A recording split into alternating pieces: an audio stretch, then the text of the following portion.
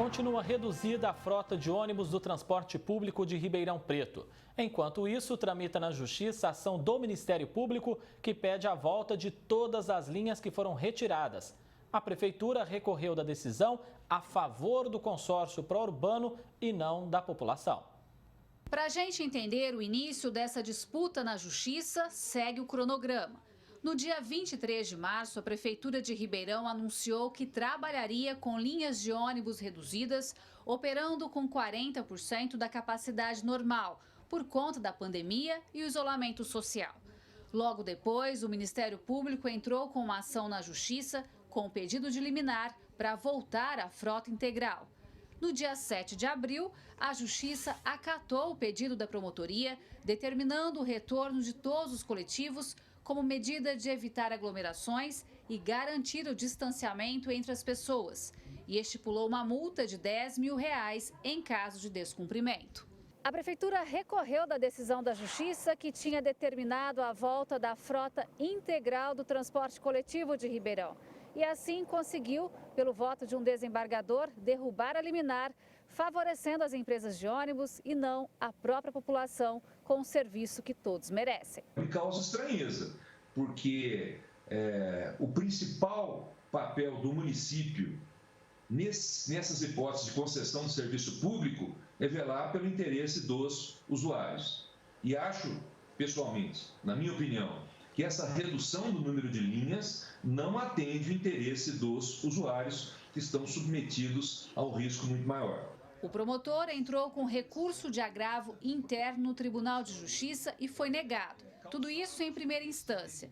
Ele recorreu da liminar e aguarda o julgamento. Eu tomando conhecimento dessa matéria divulgada pela TV Clube, eu vou tentar juntá-la ao recurso que tramita em São Paulo e, mais uma vez, reiterar a necessidade de urgente julgamento desse recurso, exatamente para que a gente cesse esse risco de contaminação aos usuários do transporte coletivo aqui de Ribeirão Preto.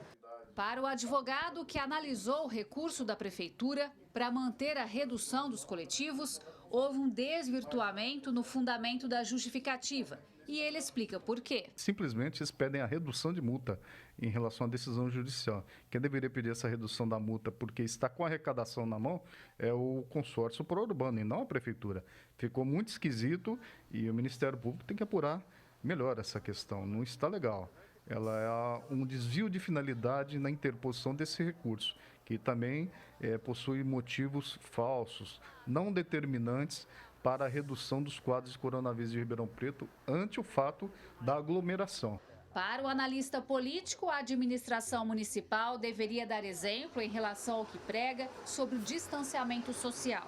Mas o que se vê dentro dos ônibus vai contra a preservação da saúde pública e a favor das empresas de ônibus. Ou seja, é a prefeitura pedindo para que você faça uma coisa e ela, por si só, fazendo outra. Eu entendo que há um enorme equívoco da prefeitura em defender o consórcio pró-urbano e me assusta demais essa reiterada defesa do consórcio pró-urbano, que é sabido e notório que tem dificuldades no sistema de transporte público de Ribeirão Preto, no sentido de qualidade de serviço prestado. Temos acompanhado muita gente exprimida dentro dos ônibus, usuários em pé, um do lado do outro, e muita indignação. Lotado, tanto de manhã à tarde.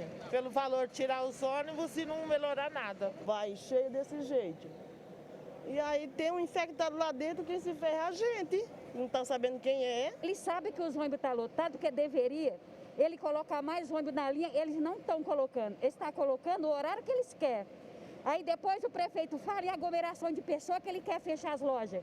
Ele não deveria fechar as lojas porque as lojas dão emprego. Ele tinha que colocar mais ônibus na linha, porque isso é um perigo para nós que trabalham. Isso ninguém vê. Gislene Lopes para o Jornal da Clube.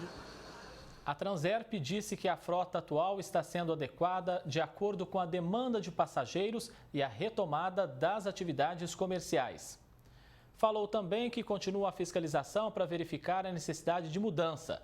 Nós questionamos qual a quantidade de veículos que está nas ruas e foi respondido que o contrato de concessão não determina qual porcentagem deve estar em operação e que a frota deve atender a grade de itinerários e horários determinadas pela própria Transerp, que é quem realiza ajustes diários para atender a população. Mesmo com o cenário que nós mostramos na reportagem, garantiu que a frota atual atende plenamente o número de usuários diários. Já o consórcio Pró-Urbano disse que o número de usuários aumentou de 64 para 69 mil transportados por dia. Antes da pandemia, eram 200 mil diariamente. Falou que elevou o número de ônibus e quadro de horários de acordo com as especificações do decreto municipal. Afirmou também que está com 63% da frota em operação, quantidade que considera muito além da necessidade atual, porque disse estar transportando somente 34,5% dos usuários. Sobre o recurso da Prefeitura em favor do consórcio Pró-Urbano para manter a redução das linhas e ônibus, a Secretaria de Negócios Jurídicos informou que a medida foi tomada tendo em vista que a Transerp, gestora do serviço, demonstrou o cumprimento do contrato. Agora ao vivo, Thaís Mantuani traz mais informações sobre essa polêmica história. Thaís. Pois é, André, como disseram os especialistas na reportagem, em vez da Prefeitura defender os interesses da população em proporcionar um transporte digno, ela entrou na Justiça a favor do consórcio Pró-Urbano. E sobre esse assunto eu vou conversar agora com o advogado Breno Amorim Corrêa. Doutor, a Prefeitura conseguiu derrubar a liminar que determinava a frota completa do ônibus no transporte público. O Ministério Público recorreu e aguarda o julgamento. O que pode ser feito a partir de agora? Boa tarde. Boa tarde a todos. A redução na oferta de transporte coletivo, ela se deu através de autorização da Prefeitura por decreto municipal e visou a redução da circulação de pessoas e, consequentemente, da transmissibilidade do novo coronavírus. Constatando-se que essa medida, ao longo do tempo, ela se tornou inadequada porque criou gargalos, já que constatou-se superlotação, principalmente em horários de pico, deveria ter a Prefeitura readequado essa medida e talvez aumentado o número de coletivos, principalmente nos períodos de pico, enfim, de alguma forma ter solucionado esse problema. Seria mesmo um papel da Prefeitura acionar a Justiça para esse caso? Sendo que o serviço é prestado pelo consórcio Pró-Urbano, não seria o interesse da empresa e não da Prefeitura? Veja, a Prefeitura ela é titular do serviço de transporte coletivo, A Transerp é uma sociedade de economia mista que fiscaliza essa questão e o consórcio Pró-Urbano é quem de fato presta esse serviço público. Cabe à Prefeitura, cabe à administração pública tomar as medidas necessárias para resguardar os usuários do transporte coletivo de se contagiarem, tanto no interior dos coletivos, dos ônibus, como nas estações e pontos.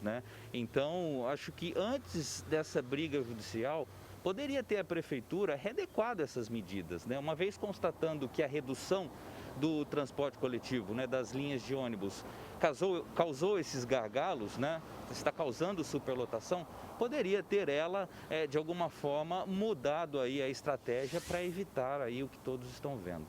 Há uma grande preocupação com a transmissão do vírus. A Prefeitura e o consórcio Pró-Urbano podem responder por essa situação de não colocar a frota completa na rua e sujeitar a população ao risco da contaminação? Sim, possuem responsabilidade.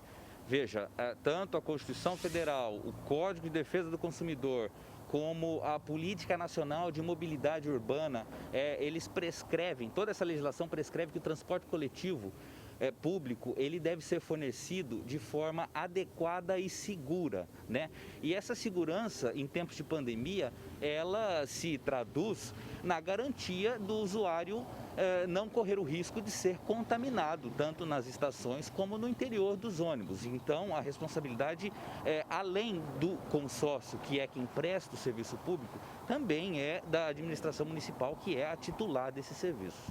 Nós temos registrado nos últimos dias ônibus lotados, os passageiros em pé, um do lado do outro. A administração municipal prega, então, um distanciamento social e não cumpre quando o assunto é o transporte coletivo. Pois é uma situação realmente lamentável, né? E como eu havia dito, a intenção, a princípio, até foi interessante, né? Que era reduzir a mobilidade das pessoas e, com isso, a transmissibilidade do vírus. Mas, no momento em que se constata que essa redução da oferta de coletivos, ela se tornou contraproducente, né, e inadequada, já que criou gargalos, deveria mesmo a administração pública ter readequado as medidas de combate ao novo coronavírus. Muito obrigada pela sua participação aqui no Jornal da Clube. Eu volto no estúdio com você, André Costa. Muito obrigado, Thaís Mantuani. Até já.